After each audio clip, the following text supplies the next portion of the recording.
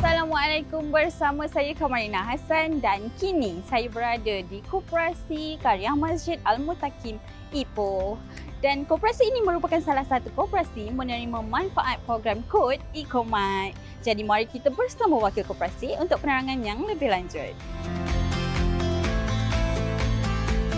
Okey Datuk, boleh Datuk kongsikan sedikit atau secara ringkas latar belakang dan aktiviti perniagaan utama koperasi?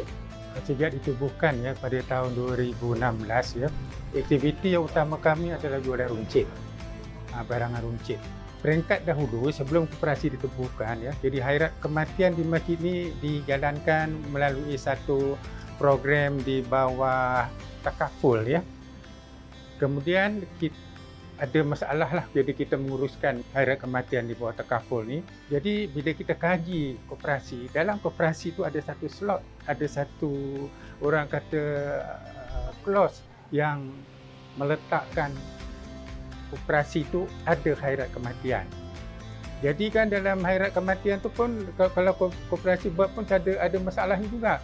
Dan jadi kami ambil keputusan bahawa kita keluarkan yang untuk khairat kematian tu, jadi kita tumpu kepada perkhidmatan jualan runcit. Faktor yang mendorong koperasi untuk beralih ke arah pendigitalan. Pengurus kedai boleh advance daripada sebelum ni dan mampu berhadapan dengan situasi yang untuk mengembangkan digital ni sebab berdasarkan pengalaman yang ada dengan pengurus kedai. Jadi cara kami, kalau dahulu kami masalah terutamanya kepada bendahari.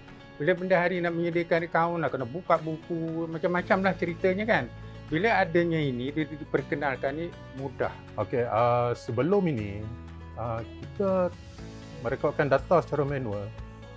Jadi terdapat banyak kesalahan data tu kan, dalam pengiraan, dalam jenis, dan selepas kita bertukar kepada lebih digital ni, nak collect data tu senang, mudah kan. Jadi kalau nak semak pun cukup mudah, cuma kita tengok dekat komputer dah boleh nampak kan apa barang yang nak dijual, apa benda ni, dan nak buat semakan stok pun menjadi sangat mudah.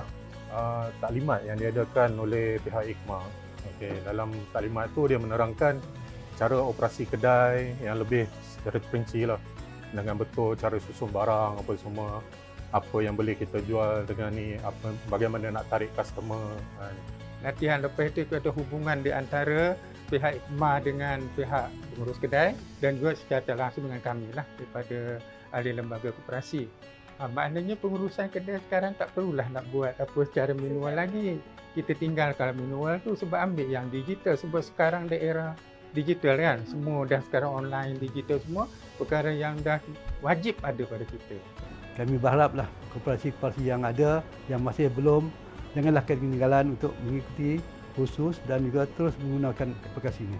Bersamalah kita ke arah era digital bersama IKMA. Terima kasih sebab sudi luangkan masa bersama saya hari ini.